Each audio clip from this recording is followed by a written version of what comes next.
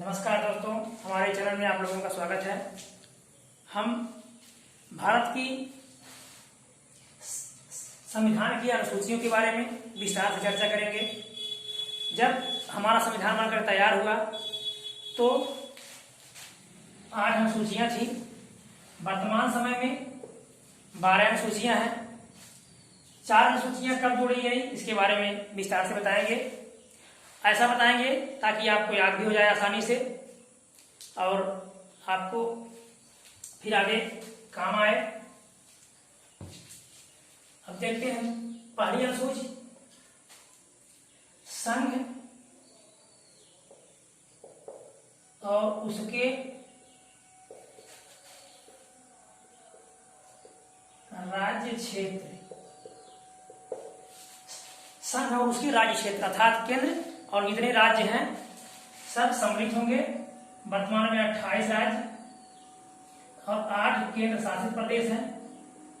28 राज्य हैं और 8 केंद्र शासित प्रदेश हैं। इसमें कहा गया है भारत राज्यों का संघ होगा। भारत राज्यों का संघ होगा, याद रखिएगा, भारत राज्यों का संघ होगा। अर्थात भारत में जितने भी राज्य हैं कोई भी राज्य इससे अलग नहीं हो सकता, क्योंकि राज्यों को जब मिलाया गया तो कोई समझौते का परिणाम नहीं था। इस आधार पर कोई भी राज्य भारत से अलग नहीं हो सकता। ये पहली अनुसूची में भी कही गई है और पहले भाग में भी बताया गया है संघ और राज्य क्षेत्रों के बारे में। दूसरी अनुसूची, इसमें भारत के संवैधानिक पदाधिकारियों, राष्ट्रपति, लोकसभा अध्यक्ष,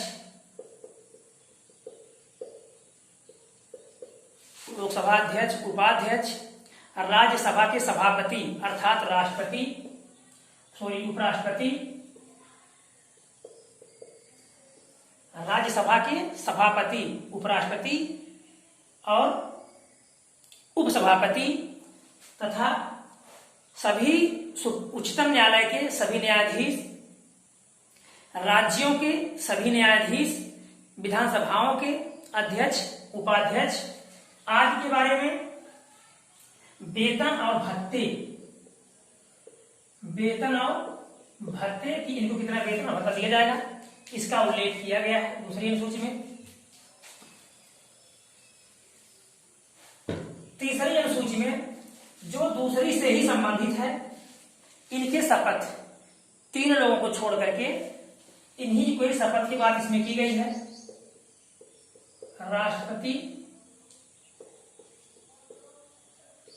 उपराष्ट्रपति, राज्यपाल, इन 3 लोगों को छोड़कर और जो भी संघ के मंत्री, राज्यों के मंत्री, उच्चतम न्यायालय के न्यायाधीश, राज्यों के न्यायाधीश, सभी के शपथ की प्रक्रिया इसमें दी गई है। इन 3 लोगों को छोड़कर राष्ट्रपति के शपथ की प्रक्रिया अनुच्छेद 60 में दी गई है। उपराष्ट्रपति के शपथ की प्रक्रिया अनुच्छेद 69 में दी गई है। राज्यपाल के शपथ की प्रक्रिया 159 के तहत दी गई है। इस प्रकार इन 3 लोगों को छोड़कर और सभी जितने भी पदाधिकारी हैं वो तीसरे अनुसूची के तहत शपथ लेते हैं। चौथी अनुसूची, राज्यसभा में स्थानों का आवंटन। राज्यसभा में स्थानों का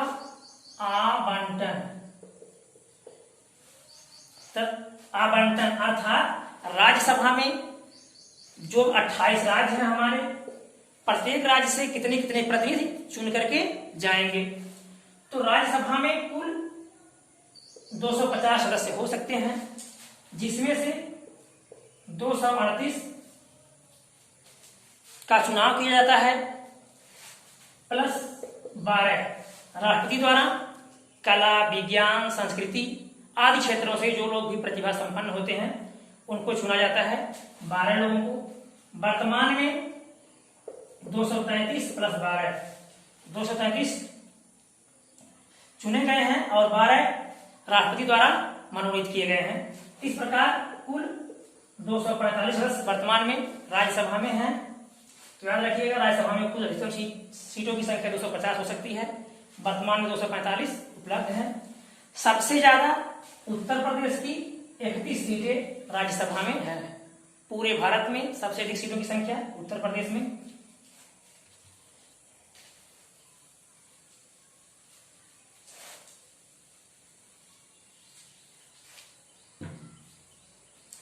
पांचवी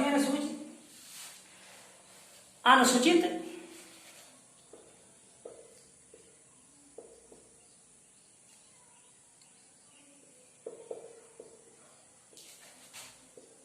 क्षेत्रों और अनुसूचित जनजातियों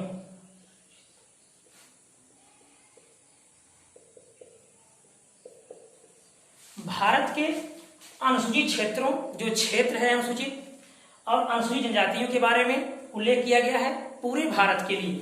तो याद रखिएगा, पांचवी अनुसूची में पूरी भारत की अनुसूचित क्षेत्रों और अनुसूचित जनजातियों के प्रशासन के बारे में उल्लेख किया गया है, जबकि छठी में केवल पूर्वोत्तर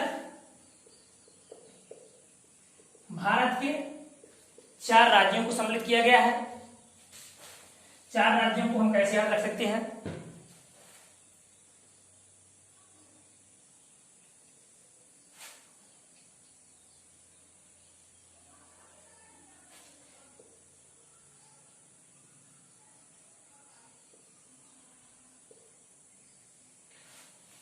ये आपका मेघालय, ये असम, त्रिपुरा और मिजोरम। मेघालय,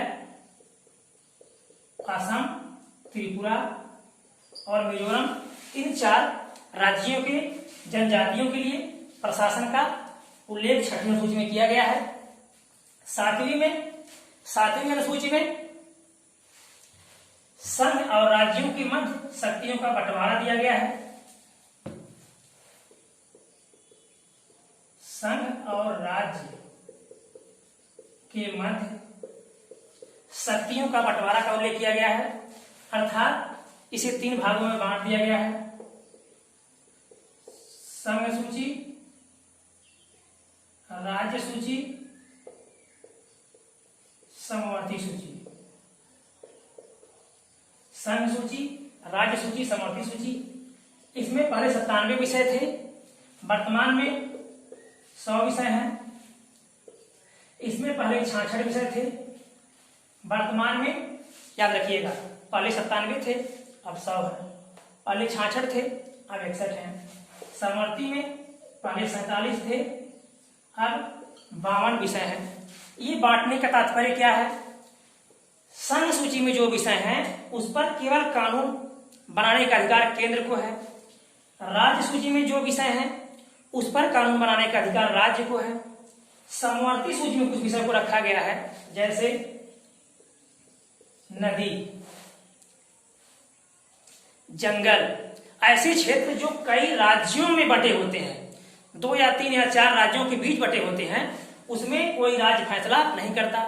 लेकिन जो विषय इसमें सम्मिलित हैं, यदि पहले राज्य ने कानून बना दिया तो चल रहा है, लेकिन यदि बाद में संघ ने उस पर कानून बना दिया तो इसको शून्य मान लिया जाता है। तो राज्य सूची द्वारा कानून बनाया गया शून्य मान लिया जाता है और संघ द्वारा बनाए गए कानून को माना जाता है। तो इस प्रकार समवर्ती सूची में जो विषय हैं उस पर संघ और राज्य दोनों कानून बना सकते हैं। 8वीं अनुसूची,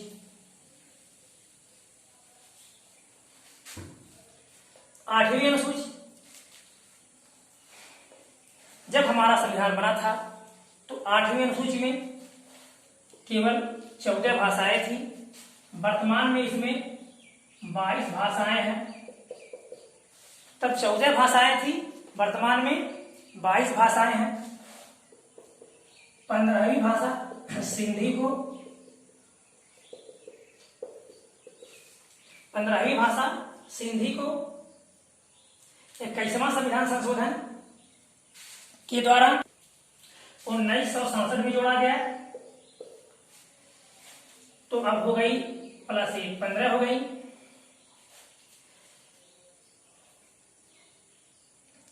फिर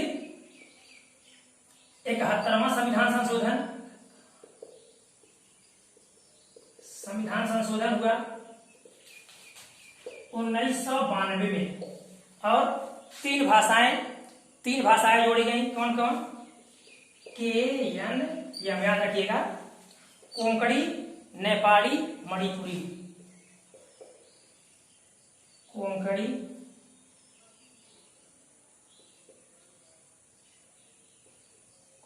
नेपाली, मणिपुरी।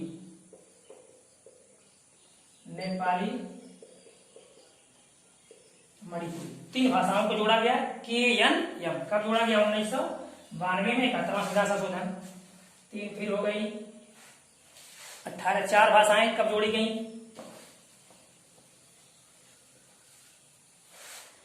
4 भाषाएं 92वां संविधान संशोधन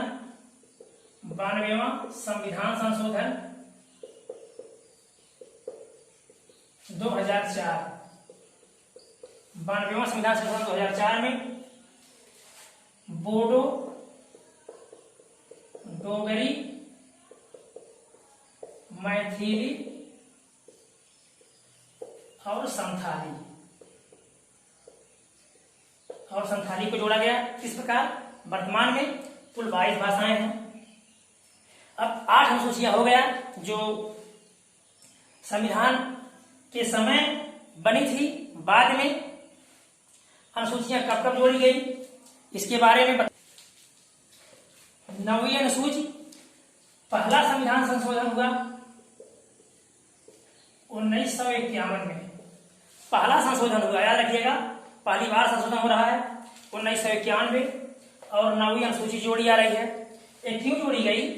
पहले जब संविधान बना तो जमींदारी प्रथा थी, भूमि बहुत इधर उधर पड़ी थी, बहुत समस्याएं हो रही थी। तो राज्य द्वारा अधिग्रहण कैसे किया जाए, इसके लिए 284 अधिनियम बनाए गए। यानी कि अनुसूची 9वीं में 284 अधिनियम बनाए गए कि यदि राज्य कोई संपत्ति ले रहा है उसको न्यायालय में चुनौती नहीं दी जा सकती। इस तरह 9वीं अनुसूची में राज्यों द्वारा जमीन अधिग्रहण के बारे में बताया गया है। 10वीं अनुसूची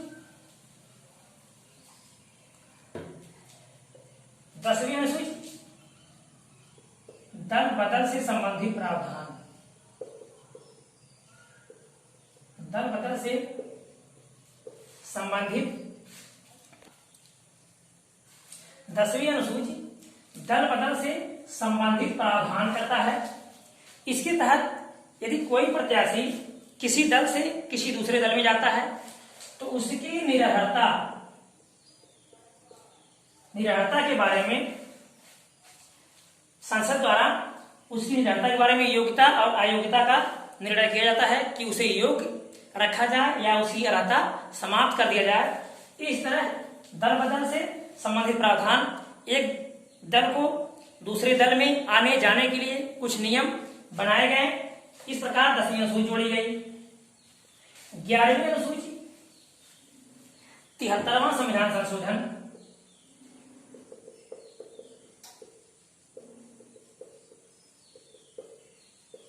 1992-93 में हुआ और 11वीं अनुसूची जोड़ी गई। इसमें पंचायतों के लिए प्रावधान किया गया। इसमें कुल 29 विषय हैं।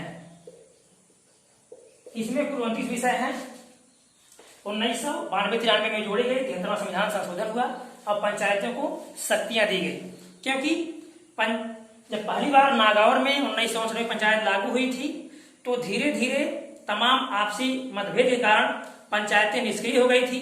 फिर धीरे धीरे अशोक मेहता, PVK राय, LM सिंघवी आदि समितियां बनाई गई।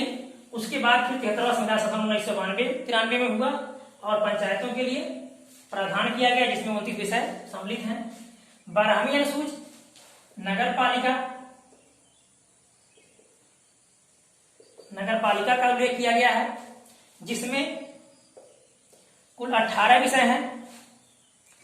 इसे 1974वां संविधान संशोधन